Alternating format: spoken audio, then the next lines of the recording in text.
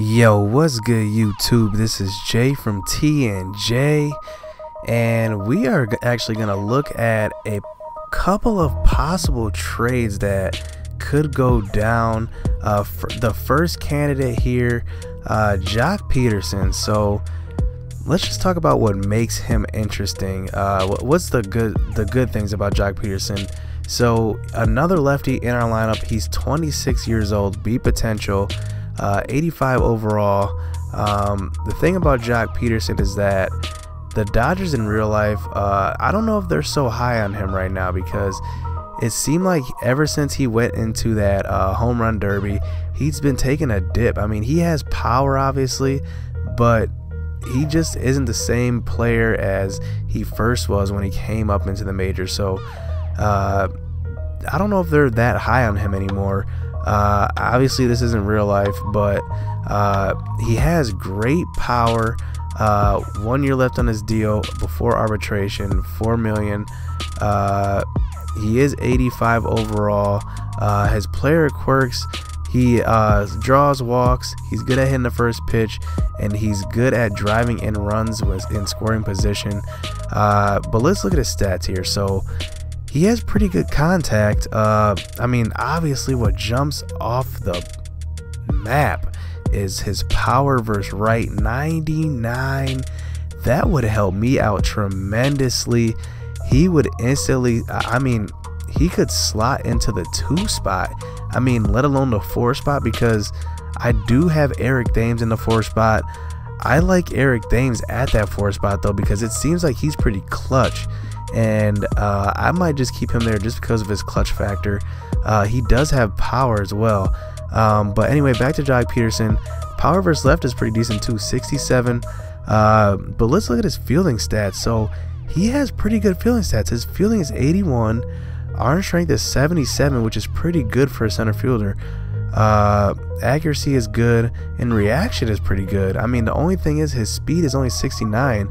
But with his reaction being so high, he can possibly get to a lot of balls in the gaps a lot faster. Even though he doesn't have that, top end speed, he can still be a factor there. He's only hitting 243 this year, 12 home runs. But I mean, he's never hit over 270. But I don't put much, I don't weigh that down as much, because Travis Shaw, remember, wasn't a great hitter before he got here. But then now he's hitting in the 280s, high 280s. So let me know what you think.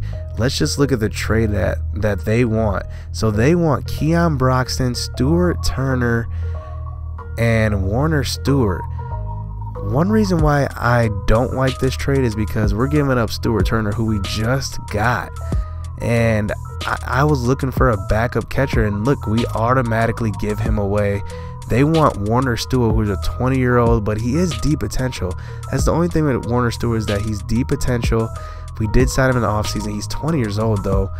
But, I don't know. And honestly, I wouldn't mind giving up Keon Broxton for Joc Peterson just because of those fielding. The reason why I'm keeping Keon Broxton around is because of his fielding. He's good in the field. But if I get Joc Peterson out there, he has good arm strength. He has good reaction. So I wouldn't mind this. Let's just look at the next guy. So Eddie Rosario is an interesting guy. I actually like this guy. One reason why I do like him, because I talk about utility players quite a bit with Hernan Perez and how good of a utility player he is. But Eddie Rosario is a pretty good utility player as well. He does play second base, center field, left field, and right field. So he kind of plays all over the place. He has pretty good hitting zones too. Look at him. I mean, all his hitting zones are really, really good. All red through the lefty, which is pretty rare from a left-hand side of the plate. But he doesn't have great speed, doesn't have great arm strength, doesn't have great reaction. But his fielding's okay, but his hitting's pretty good. He's 27. If you look at his contract, it's pretty favorable, $1.9 million. Only reason that, I'm considering this trade, is because I might need another utility player. You never know. And he could be a guy that could be used everywhere. And right now, let's look at his stats. So he's hitting 257 on the year, but last year he's hit 289.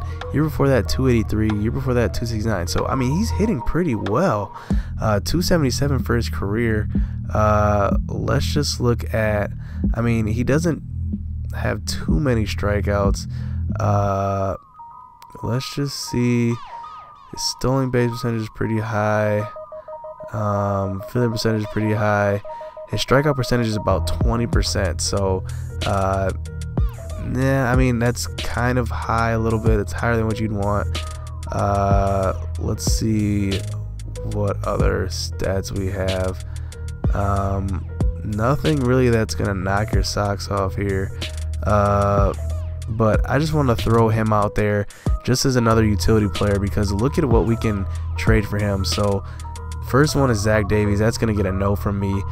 John Feldman, the second baseman, I don't know if I want to give him up because, like I said, I need some middle infield prospects. He's one of them. He's 19.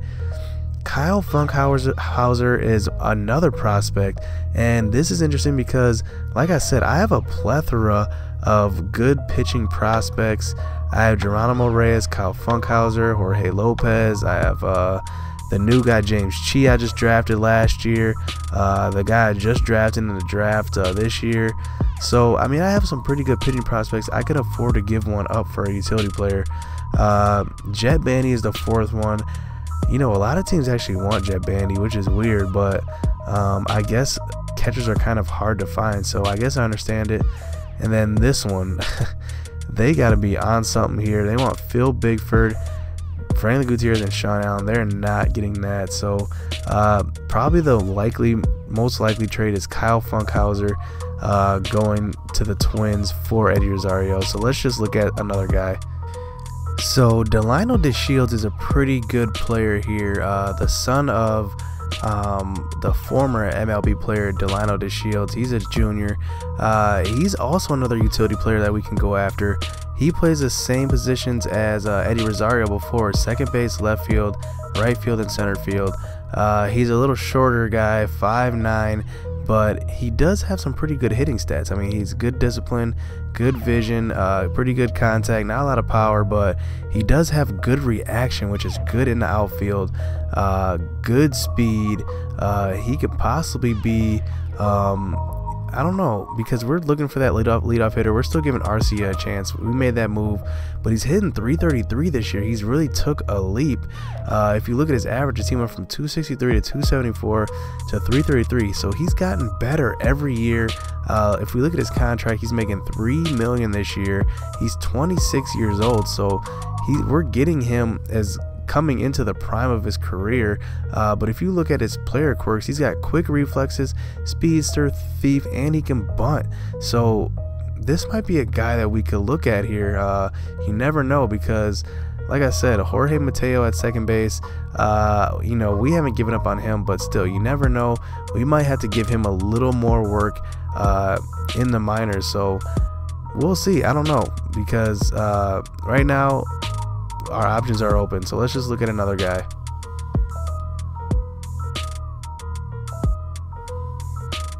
Before we look at that other guy, here is the trade that Delino DeShields. Kyle Funkhauser, Brett Phillips, and Stuart Turner. Now, I would be willing to do this trade because Kyle Funkhauser, like I said, we're willing to give up a pitching prospect. Brett Phillips, we're actually upgrading for Delino DeShields, and Stuart Turner. I mean, I'm kind of bummed about that because a lot of people want my catchers. They either want Stuart Turner or Jet Bandy. Stuart Turner is the guy we just traded for, so I don't know if I'm willing to give him up just yet, but this is an option for a trade. I'd probably ask for like a prospect in return, another prospect with Delino DeShields. So let's just look at another guy. Zach Cozart is another guy, a shortstop who can play second base and third base. So the thing about Zach Cozart, he is 33 years old. His contract, he only has $4 million left on this last year of this deal. Here's the thing, he's an everyday shortstop, everyday whatever position you play him. but he has good fielding. He's all around good player. I mean, he can hit. His vision's up there. All power is good. Contact. He doesn't have the speed that you would want, but we're not getting any production out of the leadoff spot. So maybe this is a guy we could get up there at the leadoff spot. You never know. I mean, we have a lot of options here. We can possibly move when Jorge Soler comes back. We can possibly move him up to leadoff. I don't know, because we have a lot of options, but he is hitting 259 this year. Hasn't really hit over 250 for his career, 245 to be exact. But he's a good player. He's a good, solid player. We do get him for 1 season if we do get him. Let's just see what it would take to get him. So they do want John Feldman, our second base 19-year-old prospect. And then third trade, definitely not doing this. Giving up Frank Gutierrez and Steve Gelton, 1 trade. I say no to that. So let's just move on to the next player. So Carlos Gonzalez, one of my favorite players actually. Cargo, every time he comes to Miller Park, it seems like he just kills it. And he has, I mean, he's a all-around good player. He's got, you know, his speed isn't what you want it to be, but he used to have that speed. Arm strength at 89, reaction at 71, which is decent. Fielding at 71. He's pretty durable. He's clutch as well, 80 clutch. He can hit to all sides of the field, all power. Pretty good at contact. He is 33, so you're getting him towards the tail end of the career. But look at his stats though. He has a career batting average of 294, which is pretty good. I mean, he's gonna be one of the all-time greats for the Colorado Rockies franchise. I won't be surprised if he finishes in the top 3 in a lot of hitting categories. But let's just get into some quick gameplay, man. We're in the middle of June, going up against some division foes here. Let's just get into it. Let's go. So we're going up against Chad Kuhl and the Pittsburgh Pirates, the Buccos. He's doing pretty decent. He's got a 2.75 ERA, 1.26 WHIP, and he's facing Brett Phillips in the first inning. I'm switching up the lineup a little bit in these 2 games just because I haven't been getting much run production, to be honest. And here in this game, Franklin Gutierrez actually gets hurt about midway through it. He is going for a fly ball to right field, and I jump after a foul ball, and he ends up just tweaking his groin or something.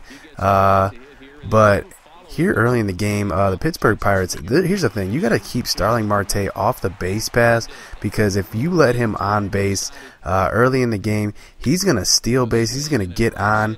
But here our leadoff hitter's finally coming through, Orlando Arcia. We have him in that leadoff spot, remember, replacing Jorge Mateo, who we had there earlier in the season. So he gets into third with a triple here, and this is the kind of hitting I've been waiting for Arcia. You know, in real life, Arcia has that power, but here's Brett Phillips. Now a shot to center field. Back goes the center fielder, but this ball has plenty behind it, and it's a home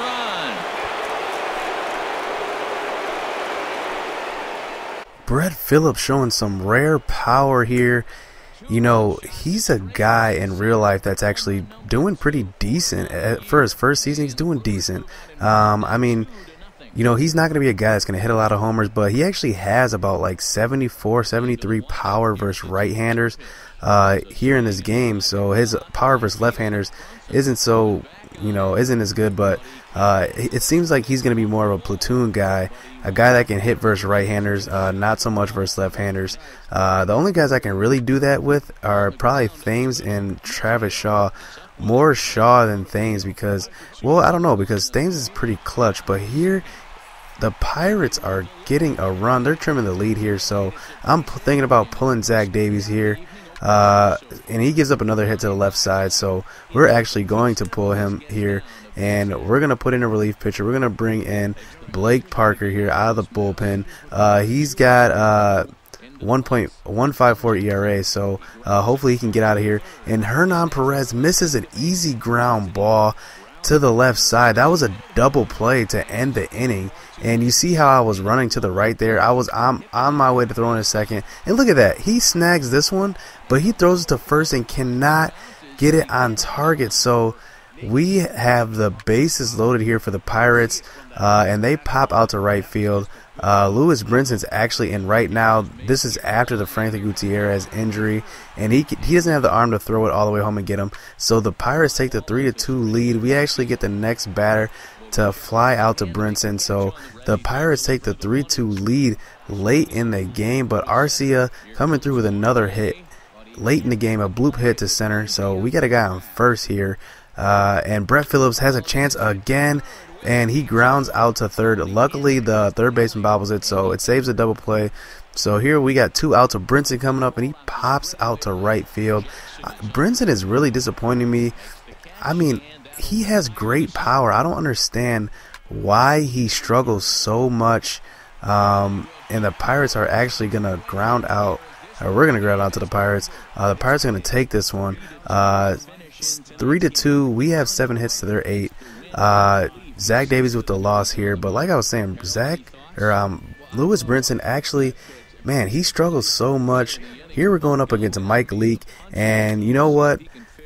Jorge Soler is actually making his debut back with the Brewers, and in his first at-bat back, he gets a hit to the right side. I think this is only his 3rd game this season. I think he played in the first 2, and then he got hurt right away. So it's good to see him getting a hit early in this game. Jose Bautista in the first cannot do anything.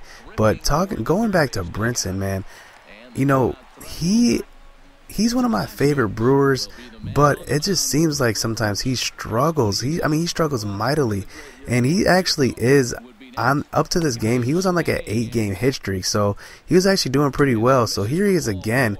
He's getting walked this time. He gets on first, and on a hit and run, Jet Bandy delivers with a shot to the gap. It's going to bring in Brinson. Brinson's got good speed, but like I said, I just want that consistency from him. If he was consistent, I swear my lineup would be so much better. But here's Jorge Mateo hitting a grounder, kind of like a line-out grounder to the shortstop. And with no outs here, we had no outs with a guy on second. We couldn't bring anybody in with the Arcia pop fly to right field. But this game was all about Vince Velasquez on the mound. He can strike out guys like no other. Him and Lance McCullers are so good at striking out guys. Here he's getting Dexter Fowler, and then here he's getting another batter. It seems like these guys can't touch him this game. There's the former Brewer Robinson Chirino striking out there. Will Myers is striking out. And, man, he's doing a hell of a job on the mound. He finishes with 9 Ks, and they're bringing in Donofrio here to face Jorge Mateo in the 7th, and Jorge Mateo's getting a walk. So I bring in Franklin Gutierrez. He's actually hurt coming off the bench. There's a swing, and he sends the ball high in the air into left field. Richard racing back.